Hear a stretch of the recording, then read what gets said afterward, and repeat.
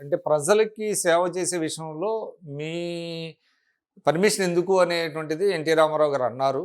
కానీ అప్పుడే కొంత ఇండిపెండెంట్‌గా అప్పుడు జీతానికి ఏదో అంటే రూ. 150 కాంట్రాక్ట్. కాంట్రాక్ట్ మీద ఉండేవాళ్ళు అని రూ. 150 ప్రతి నెల వారికి ఇచ్చేవారనమాట. ఇన్‌ఫాక్ట్ గుమ్మడి గారు కూడా అప్పుడు అంటే గుమ్మడి గారికి ఇంకొంచెం ఎక్కువ ఉండేది అనుకుంటాను. ఇఫ్ ఐఎమ్ కరెక్ట్, నాకు సరిగ్గా గుర్తులేదు. బట్ నాన్నగారు గుమ్మడి గారు ఎప్పుడన్నా అవసరానికి ఏదన్నా నాకు ఈ నెల కొంచెం ఎక్కువైంది అనేటువంటి అభిప్రాయాన్ని వ్యక్తపరిచినప్పుడు నాన్నగారు ఎప్పుడు నవ్వుతూ ఉండేవారు. బ్రదర్ అని అందరినీ పిలిచేవారు. అట్లా కాదు, మనకి ఫ్యామిలీస్ ఉన్నాయి, పెరుగుతున్నాయి, మనం జాగ్రత్త పడాలి, నువ్వు పొదుపు చేయటం అనేది నేర్చుకో, పిల్లల్ని జాగ్రత్త, వారి భవిష్యత్తును మనం భద్రపరచాలి. ఇప్పుడు నాకు ఇంతే వస్తుంది, రూ. 150 వస్తుంది, అయినా కూడా నేను వెనకేయగలుగుతున్నాను అనేటువంటి, అంటే అప్పట్లో ఇండస్ట్రీ ఎలాగుండేదంటే ఏదైనా సరే విషయాలు చక్కగా అందరూ కూర్చుని చర్చించుకునేటువంటి పరిస్థితి. ఉమ్మడి గారు కూడా చాలా సందర్భాలు చెప్పారు. ఎన్టీ రామారావు గారు చెప్పేవారు, ఇంత ఖర్చు పెట్టద్దు బ్రదర్, నువ్వు కొంచెం దాచుకో అన్నప్పటి నుంచే నేను కొంచెం జాగ్రత్త పడటం. అండ్ ఇందాక మీరు సామాజిక నేపథ్యం గురించి మాట్లాడారు. ఆ స్పృహ ఎప్పుడు నాన్నగారికి ఉండేదండి. ఇప్పుడు దివిసీమ ఉప్పెన వచ్చింది, అది అప్పుడు నాన్నగారు జోలి పెట్టి ఆయన బయటకు వచ్చినటువంటి చైనా వార్ డిఫెన్స్ వారికి మళ్ళీ నాన్నగారు అది తీసుకున్నటువంటి సందర్భం, మళ్ళీ రాయలసీమ కరువు, ఇవన్నీ ఎప్పుడు కూడా ఆ స్పృహ నాన్నగారులు ఎప్పుడు ఉండేది. ఏదో ఒకటి చేయాలి అనేటువంటి భావన ఉండేది. ఇన్ఫాక్ట్ ఎంజీఆర్ గారు నాన్నగారు చాలా సన్నిహితంగా ఉండేవారు. మా కుటుంబానికి చాలా క్లోజ్గా ఉండేవారు అన్నమాట వారు. అప్పుడు నాన్నగారు బయలుదేరుతున్నప్పుడు దివిసీమ ఉప్పెన సందర్భంలో బయలుదేరుతున్నప్పుడు తెలుగు ఇండస్ట్రీకి చెప్పి వారందరూ గ్యాల్వనైజ్ చేసి వారందరూ కలిసి ముందుకు వెళ్ళారు. కానీ ఎంజీఆర్ గారికి విషయం చెప్పలేదు నాన్నగారు, ఎందుకంటే వేరే రాష్ట్రం కదా, సో అవసరం ఏముంటుంది. అయినా కూడా తెల్లవారుజామున వీరు బయలుదేరుతున్నటువంటి సందర్భంలో ఒక వ్యాన్ నిండా బ్రేక్ఫాస్ట్ తీసుకుని, టిఫిన్ తీసుకుని ఆయన నాన్నగారి ఇంటికి వచ్చి నాన్నగారితో పోట్లాడారు.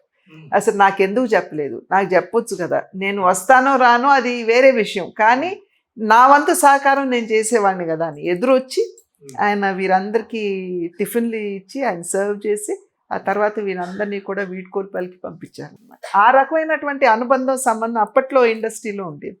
అంటే మీ ఇంట్లో, అంటే రామారావు గారి ఇంట్లో ఎంజీఆర్ గారిది వారి ఫోటో కూడా ఉండేదని అంటారు. ఒక రకంగా ఎంజీఆర్ గారు ప్రజా జీవితంలోకి రావడం కావచ్చు, వారు ఈ ప్రజా జీవితాన్ని ఒక మాధ్యమంగా, సేవకి మాధ్యమంగా వాడుకోవటం కావచ్చు. ఈ అంటే అప్పట్లో అంతకు ముందే మధ్యాహ్నం భోజనం, ఫ్రీ భోజనం ప్రారంభమైన ఎంజీఆర్ గారు కొంచెం పటిష్టంగా దాన్ని తీసుకువెళ్ళటం కావచ్చు. ఇవన్నీ నాకు అనిపిస్తుంది ఏమన్నా నాన్నగారి మీద వాటి ప్రభావం కూడా ఉన్నదేమో. ఎందుకంటే చాలా సన్నిహితంగా ఉండేవారు, అన్ని విషయాలు ఎటువంటి అరమరికలు లేకుండా మాట్లాడుకునేవారు. సో డెఫినెట్గా ఆ ప్రభావం ఉన్నదేమో అని అనిపిస్తుంది. ఏమని పిలుచుకునేవాళ్ళండి? అన్నా అని నాన్నగారు అనేవారు, అన్నా అని ఆయన అనేవారు, పరస్పరంగా. తర్వాత ఈ సందర్భంగా అంటే తిరుపతి వచ్చిన అభిమానులందరూ కూడా రామారావు గారిని చూడటానికి మద్రాసు వచ్చేవాళ్ళు అనేవాళ్ళు. తిరుపతికి మద్రాసుకి దాదాపుగా 160 కిలోమీటర్ల దూరం అయినా కూడా వారిని చూడాలని అంత దూరం ఆ బస్సులు వేసుకుని, అవి మీకు గుర్తున్నాయా? చాలా గుర్తుందండి, ఎందుకంటే మా చేత మంచినీళ్ళు ఇప్పించేవారు వారందరికీ కూడా. పొద్దున్నే చాలా ఒక 7-8-10 బస్సులు వచ్చేసాయి అన్నమాట.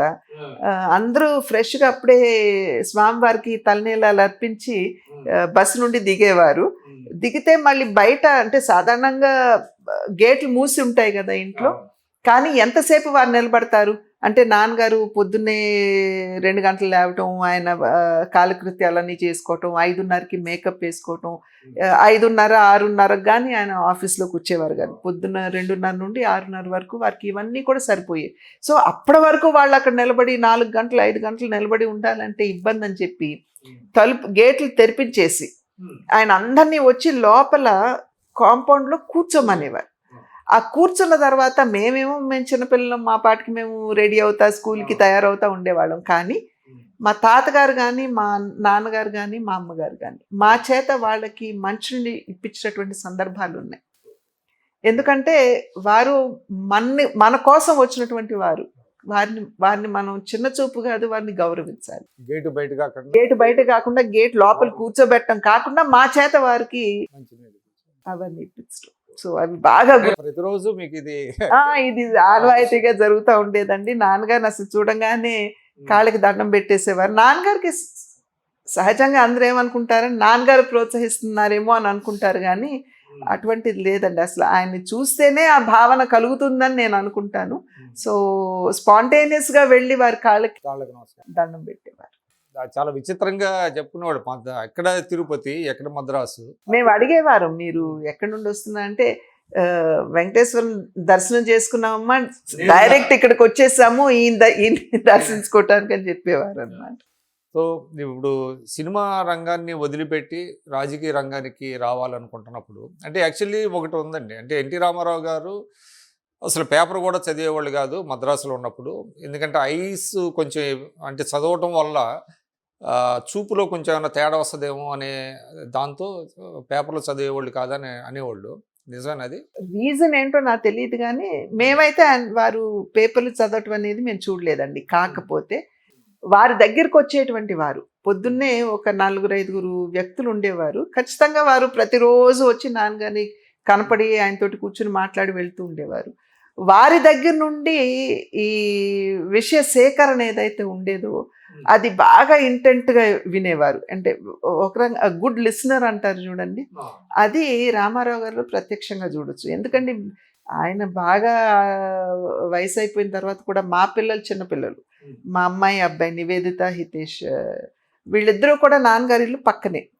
సో తెల్లవారుతూనే మా వాడు స్కేటింగ్ చేసుకుంటా వెళ్ళిపోయేవాడు, వెనకాలేమో మా అమ్మాయి పరిగెత్తుకుంటా వెళ్ళేది. అక్కడికి వెళ్ళి కబుర్లు చెప్పేవారు నాన్నగారికి. నేను ఎత్తుక్కుంటా వెళ్ళి వారిని తీసుకొచ్చేదాన్ని స్కూల్కి టైం అయిందని. ఆ సందర్భంలో నాన్నగారిని అడిగేదాన్ని, నాన్న మీరు ఎందుకు వీరిని అంత ఎంటర్టైన్ చేస్తారు, వారికి వీళ్ళ వయసు అంతా మీ వయసు అంతా అని అన్నప్పుడు నవ్వుతా అనేవారు, అమ్మ నీకు తెలీదు, వాళ్ళు మాట్లాడే మాటల్లో కూడా నేను నేర్చుకునే విషయాలు ఉంటాయి అని చెప్పేవారు. సో అంతటి గుడ్ లిసనర్ అనేది మనం అంటే దాన్ని బట్టి ఏపీలో జరుగుతున్న రాజకీయాలు ఇవన్నీ అవగాహన ఉండేది అన్నమాట. అంటే ఎన్టీ రామారావు గారి బయోగ్రఫీ రాసిన వాళ్ళు చాలామంది కూడా చెప్పటం ఏంటంటే సరే చంద్రబాబు నాయుడు గారితో ఆయన్ని అల్లుడిగా చేసుకున్న తర్వాత మౌన వెంకటరామరెడ్డి గారి ముఖ్యమంత్రిగా ప్రమాణ స్వీకారోత్సవం జరిగినప్పుడు ఎన్టీ రామారావు గారు వెళ్ళారని, ఆ సందర్భంగా ఆ ముఖ్యమంత్రికి జరుగుతున్నటువంటిదంతా చూసిన తర్వాత ఆయనలో ఒక అభిప్రాయం కలిగిందని, ఆ సమయంలో కాంగ్రెస్ వాళ్ళు కూడా ఆయనకి రాజ్యసభ ఇవ్వాలని చూశారని, ఇవన్నీ కూడా నిజమేనండి? అంటే రాజ్యసభ గురించి నాకు నిజంగా తెలియదండి, ఎందుకంటే మాకు అప్పట్లో ఈ రాజకీయాల పట్ల అసలు వే అండ్ రుచి కూడా లేదన్నమాట దాని పట్ల. మా చదువులు ఏవి మేము దాంట్లో బిజీగా ఉండేవాళ్ళం. బట్ ముఖ్యమంత్రిగా జరుగుతున్నటువంటి మర్యాదని చూసి ఆయన నేను కూడా కావాలి అని అనుకున్నారు అని కనుక ఎవరన్నా అంటే నాకైతే కన్విన్సింగ్ కాదనమాట.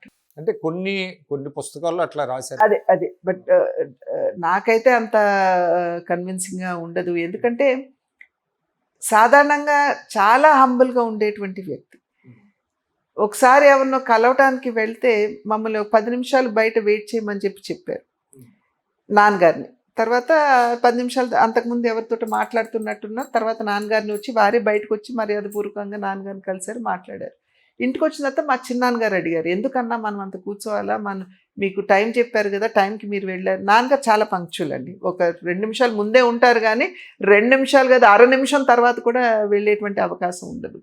సో మీరు వెళ్ళి అక్కడ వెయిట్ చేయటం ఏంటి అని అంటే అప్పుడు నాన్నగారు అన్నారు, మనది అవసరం, నేను కలవటానికి వెళ్ళాను, సో నన్ను 10 నిమిషాలు కాదు కదా, ఓ 2 గంటలు కూర్చోండి అన్నా కూడా కూర్చునేవాడినేమో అనేది. సో నేను ఎందుకు ఈ విషయం చెప్తున్నానంటే ఎక్కడా కూడా ఆయనకి అంగు ఆర్బాటం అది కావాలి అని చెప్పి ఆకాంక్షించేటువంటి వ్యక్తి కాదు. కాకపోతే ఖచ్చితంగా మనం ఇందాక అనుకున్నట్లుగా నేను ఇంతటి వాడిని అయ్యాను అని అంటే ప్రజలందరూ కూడా నా పట్ల కనిపించినటువంటి ఆ ప్రేమ.